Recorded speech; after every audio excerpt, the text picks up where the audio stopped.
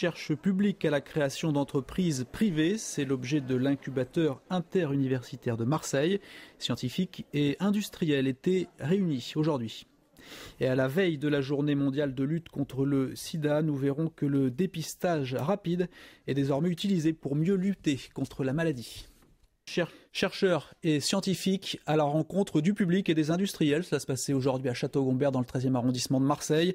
L'incubateur interuniversitaire créé en 2000 est un formidable réservoir d'idées pour l'avenir avec pour les projets les plus innovants la perspective de débouchés économiques. Parmi les nombreuses innovations, l'une d'entre elles, vous allez le voir, est particulièrement étonnante. Elle concerne Internet. Bientôt, vous pourrez peut-être vous passer de souris pour utiliser votre regard. Reportage de Guylaine Millet-Bouquet et Frédéric Renard. La souris n'a qu'à bien se tenir. Le surf sur Internet passe à présent par le regard. Les mains calées sur la table, un hochement de tête suffit pour ouvrir une fenêtre ou la déplacer. Un clignement des yeux remplace un clic, deux clignements, deux clics. Et le balayage par le regard guide le curseur d'un endroit à l'autre de l'écran.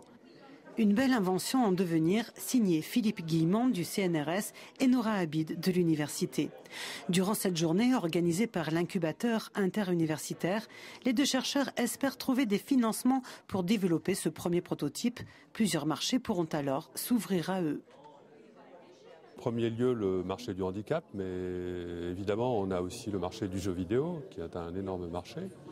Et d'une façon générale, toutes les situations, toutes les applications pour lesquelles on a besoin de communiquer avec une borne extérieure, avec un ordinateur, dans des conditions où on ne peut pas utiliser les mains. Par exemple, dans des situations extrêmes, vous êtes dehors, il fait très froid, vous avez des gants et vous devez utiliser un ordinateur ou simplement une borne de communication et vous n'avez que votre visage pour introduire des informations. L'incubateur Impulse apporte une première aide financière aux porteurs de projets. Certains, comme les inventeurs de cet avion électrique, ont depuis dépassé le stade de la création d'entreprise. On a créé notre entreprise en partie grâce à eux et grâce aux EO Innovations en 2008. Et la société fait du chiffre d'affaires régulièrement et on est maintenant 3 salariés. Ce lien entre la recherche publique et les fonds privés a permis la création de 69 entreprises et 1600 emplois depuis le lancement de l'incubateur il y a 12 ans. Et le directeur de cet incubateur est avec nous sur ce plateau. Bonsoir Maxime Defous, merci d'être ici. Première question, bonsoir. Qui sont ces chercheurs et scientifiques de Château-Gombert ?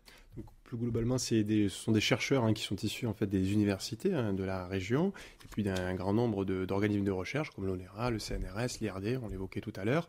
Donc c'est des chercheurs qui ont la volonté de contribuer finalement à un transfert de technologie via la création d'entreprises.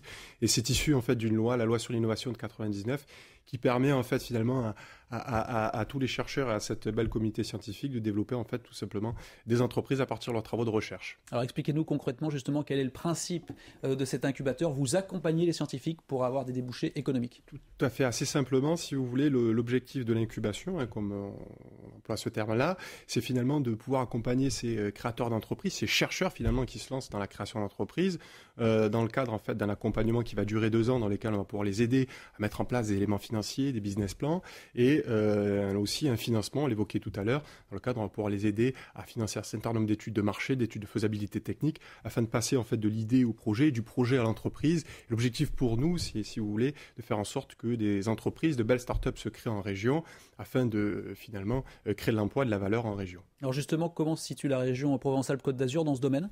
En ce domaine, je pense qu'on est plutôt pas trop mal placé, puisqu'effectivement, on a la chance d'avoir à la fois une belle région, une belle communauté scientifique avec 4 belles universités, Provence, Méditerranée, Paul Cézanne et Avignon, ainsi un certain nombre d'organismes de recherche qui sont d'ailleurs les membres fondateurs et associés de l'incubateur, dans lesquels on a énormément de recherche. C'est un grand foisonnement qui permet finalement d'arriver à faire en sorte qu'un transfert de technologie se fasse au travers de toutes ces recherches qui sont effectuées. On est situé à peu près dans les 2-3 grands pôles, en tout cas en France, à ce niveau-là, au niveau de la recherche. Alors parmi les nombreux projets, on vient de voir Internet, là c'est assez incroyable. Est-ce qu'il y a d'autres choses dans l'avenir qui pourraient être assez stupéfiantes ? Alors on a beaucoup d'entreprises qui se créent, plus de 80 depuis la création de l'incubateur. On a pas mal d'entreprises qui sont issues dans le domaine de la santé et ce qu'on appelle le medical device, dispositifs médicaux. Une société peut-être que vous avez entendu parler qui s'appelle Graftis par exemple, qui est issue de travaux de chercheurs de l'INSERM, qui développe des substituts osseux contre l'ostéoporose. Donc c'est une société qui notamment a levé un certain nombre de fonds ces quelques années. Ils sont aujourd'hui 23, 25 à Aix-en-Provence. D'autres entreprises aussi dans le domaine de la microélectronique, où à Château-Gombert, on a un beau pôle scientifique qui travaille dans ce domaine-là, sur tout ce qui est carte à puce sécurisée notamment. Donc il y a beaucoup d'entreprises qui se développent sur toutes thématiques confondues, et l'occasion de cet événement est pour nous le moyen de sensibiliser les jeunes aux sciences et à la création d'entreprises. Merci Maxime Defous. Merci. Je rappelle que vous êtes le directeur de cet incubateur au Technopole de Château-Gombert à Marseille. Merci.